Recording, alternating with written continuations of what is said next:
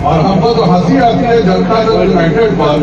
उन्होंने भी कहा दिया कि अग्निवीर योजना का पुनर्विचार करना चाहिए, जबकि उनके यहाँ आज भी शिक्षा जो है वह जनता दल यूनाइटेड के पास है। पहले तो उनको इस बात पर पुनर्विचार करना चाहिए कि ग्रेजुएशन के लड़के 3 साल में ग्रेजुएट बने।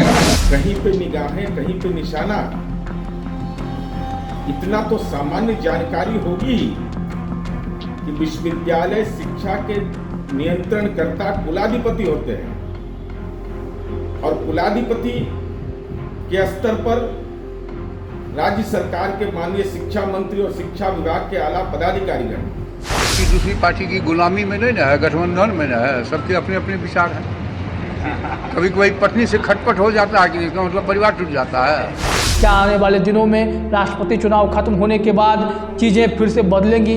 क्या जदयू में भी महाराष्ट्र जैसी स्थिति होगी? क्या वहां पर सेंध लगने की स्थिति आ सकती है? चूँकि आरसीपी सिंह नाराज चल रहे हैं, उनको हटाया गया है, उन्हें राज्यसभा का टिकट नहीं दिया गया है।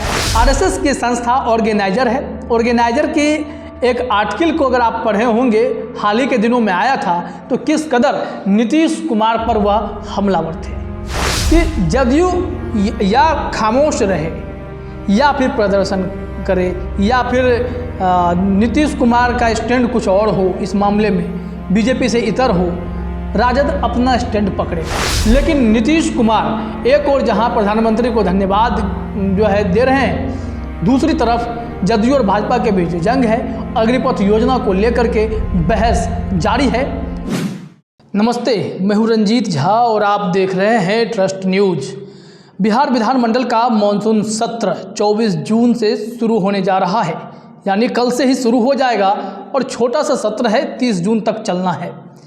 इस दौरान सरकार के पास बहुत सारे काम होंगे करने के लिए और जाहिर तौर पर विपक्ष उस काम को होने तो नहीं देगा, क्योंकि मुद्दे ही कुछ ऐसे हैं जो सरकार की गलतियों की वजह से हो या फिर कुछ ऐसे मुद्दे हो जिसको सरकार सॉल्व नहीं कर पाती हो। उन तमाम मुद्दों पर हमेशा विपक्ष घेरता रहा है, इस बार भी घेरेगा।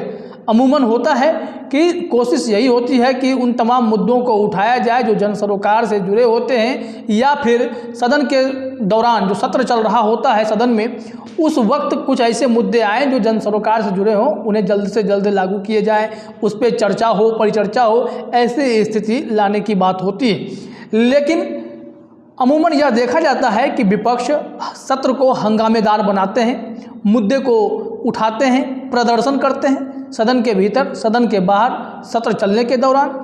तो यह प्रक्रिया लगातार अपनाई जाती है। इस बार मानसून सत्र में क्या चीज़ें स्मूथली चलेंगी?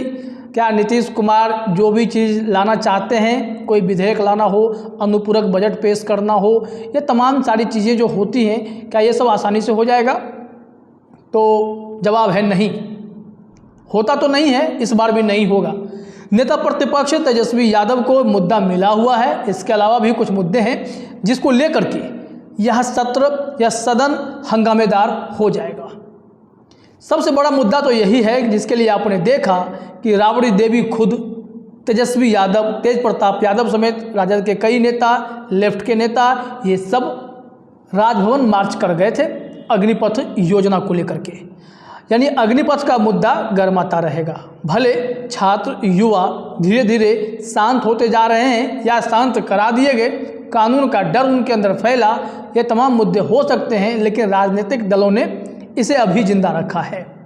अग्निपथ का मुद्दा ये थोड़ा और गर्माएगा, चूँकि तीनों सेनाओं के प्रमुखों ने प्रेस कॉन्फ्रेंस कर बार बार इस मामले में अपनी बातें रख दी और नोटिफिकेशन भी जारी कर दिया गया। तो ऐसे में छात्र क्या करेंगे? उनके पास विकल्प क्या है? अगर सरकारें ऊपर से सिर्फ आदेश देने लगेंगी तो उसके बाद छात्र क्या करेंगे? फॉर्म तो डालेंगे ही, दौड़ेंगे ही, अभ्यास करेंगे ही, अग्निवीर तो बनना ही पड़ेगा। इसके अलावा विकल्प क्या है? प्रदर्शन, आंदोलन विकल्प है, लेकिन हिंसा हुई जिसके बाद कई छात्र डरे हुए हैं।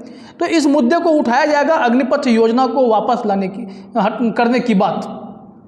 इसको लेकर के बार बार विपक्ष ने यह हमला भी किया है। चूँकि यह विधानमंडल बिहार का जो मानसून सत्र है, तो इसमें एक बात गौर करने वाली होगी जिस पे भी चर्चा बहुत ज़रूरी है। पहले कुछ मुद्दे पहले समझ लीजिए, फिर आगे चर्चा करेंगे। अग्निपथ, बेरोजगारी का मुद्दा, बाढ़ आ रहा है, बाढ़ सुखाड़ को लेकर के जो है इस पर चर्चा होगी, और कानून व्यवस्था, इन 4 मुद्दों पर सरकार की तैयारियां ठीक नहीं होंगी तो विपक्ष इनको घेरेगा, इन्हें जो है इस सदन को हंगामेदार कर देगा, सत्र हंगामेदार हो जाएगा और फिर चीज़ें बाहर में आपको प्रदर्शन के रूप में दिखाई पड़ने लगेंगी। मुद्दा यहाँ पर यह है कि नीतीश कुमार इन दिनों दिख रहा है कि कैसे प्रधानमंत्री ने उन्हें फ़ोन किया, वो उन्हें सहृदय धन्यवाद देते नजर आए और देखा गया कि द्रौपदी मुर्मू का समर्थन खुलकर जदयू ने कर दिया। लेकिन दूसरी तरफ यह भी देखा जा रहा है कि अग्निपथ योजना के बीच से ही लगातार जदयू और भाजपा के बीच बयानबाजी का सिलसिला जारी है। आज भी बीजेपी के प्रदेश अध्यक्ष संजय जायसवाल ने प्रतिक्रिया दी। उन्होंने कहा कि बिहार में शिक्षा व्यवस्था को सरकार दुरुस्त करे, जदयू पहले ये काम करे कि जो 3-3 साल का ग्रेजुएशन 4 साल 5 साल में होने लगा है उसे ठीक किया जाए। इस पर नीरज कुमार का पलटवार भी हुआ। उन्होंने कहा कि यूनिवर्सिटी की जो बातें होती हैं वो कुलाधिपति देखते हैं, यानी गवर्नर के पास इसका पूरा अधिकार होता है।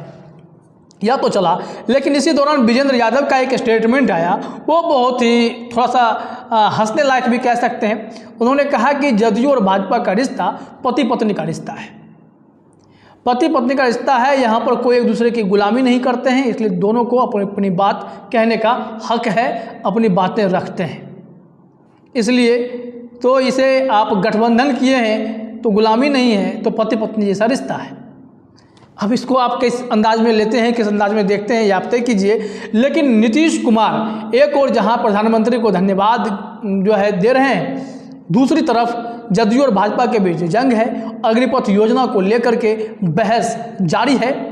इसमें यह देखा जा रहा है कि जदयू अग्निपथ योजना का विरोध कर रहा है, सरकार से इस पर पुनर्विचार करने की मांग करता हुआ दिखाई पड़ता है। इसके साथ ही साथ कहा जा रहा है कि जरूरत पड़े तो छात्रों की भावनाओं को भी समझा जाए। राजद भी वही कर रहा है। ऐसे में सदन में देखना यह दिलचस्प होगा कि अग्निपथ का अगर मुद्दा उठेगा तो क्या भाजपा के साथ जदयू खड़ा होगा, क्या जदयू नीतीश कुमार या उनके नेता तमाम आरजेडी के साथ सुर में सुर मिलाते नजर आएंगे। ये बड़ा ही दिलचस्प होगा। और इस मामले को राजद के वरिष्ठ नेता भांप गए। भाई वीरेंद्र ने कहा नीतीश कुमार को यह स्पष्ट करना होगा कि वह किस तरफ है, इधर हैं या उधर हैं, इधर उधर ना करें, किधर हैं ये स्पष्ट करते हैं, क्योंकि सदन में चुप्पी और बाहर विरोध यह कतई एक्सेप्ट नहीं होगा। भाई वीरेंद्र के स्टेटमेंट से आप समझ रहे होंगे कि उनका कहना है कि ये चालाकी नहीं चलने देंगे। एक भाई समर्थन में, एक भाई विरोध में, या कर लें जो आपस में पति पत्नी है, तो पति पत्नी भाई जो भी हैं विरोध में चल रहे हैं, कोई समर्थन में चल रहा है, तो ये परिस्थिति नहीं आएगी। मतलब साफ है कि जदयू या खामोश रहे या फिर प्रदर्शन करे या फिर नीतीश कुमार का स्टैंड कुछ और हो, इस मामले में बीजेपी से इतर हो, राजद अपना स्टैंड पकड़ेगा। उसका अलग ही एक दायरा होगा जिसमें देखा जाएगा कि अग्निपथ का विरोध किस कदर किया जा सकता है। इसे वापस ले लेने की मुहिम इन लोगों ने छेड़ रखी है। देखा जा रहा है कि दिल्ली में कांग्रेस ने भी इस मामले को लेकर के प्रदर्शन किया, जंतर मंतर पर धरना हुआ, कई दिग्गज नेताओं ने एकजुट होकर इस पर भाषण किया, अपनी बातें रखी। तो बिहार में क्या होगा? बिहार में राष्ट्रीय जनता दल जो है इनके पास बड़ी जिम्मेदारी है, बड़ा विपक्ष है, इनके पास मौका है कि इस मुद्दे को कैसे वो भुनाते हैं। लेकिन एक चीज़ यहाँ पर गौर करने वाली बात है कि अगर जदयू और भाजपा के बीच रिश्तों में तल्खियाँ हैं, भले ही नीतीश कुमार ऊपर से प्रधानमंत्री को धन्यवाद दे रहे हों, अगर तल्खियाँ हैं तो मानसून सत्र के दौरान वह तल्खियाँ आपको दिख जाएंगी। स्पष्ट स्थिति यह है कि दोनों दलों के नेताओं ने खुलकर एक दूसरे का विरोध शुरू किया है। इसमें आप एक संदर्भ और जोड़ सकते हैं कि भाजपा की ताकत और संजीवनी कहाँ से आती है। हर कोई जानता है कि भाजपा के पीछे हमेशा संघ खड़ा होता है। आरएसएस की संस्था ऑर्गेनाइजर है। ऑर्गेनाइजर की एक आर्टिकल को अगर आप पढ़े होंगे, हाल ही के दिनों में आया था, तो किस कदर नीतीश कुमार पर वह हमलावर थे। उन्होंने कहा कि सुशासन जो है अभी बहुत दूर है, मतलब नीतीश कुमार भले ही सुशासन बाबू खुद को कहते हों, लेकिन सुशासन जो है वो काफ़ी दूर है। इसका मतलब यह स्पष्ट है कि आरएसएस ने भी चाबी कस दी है और भाजपा को भी कहा गया है कि मैदान छोड़ना नहीं है। आने वाले दिनों में इसका कोई इफेक्ट दिख सकता है।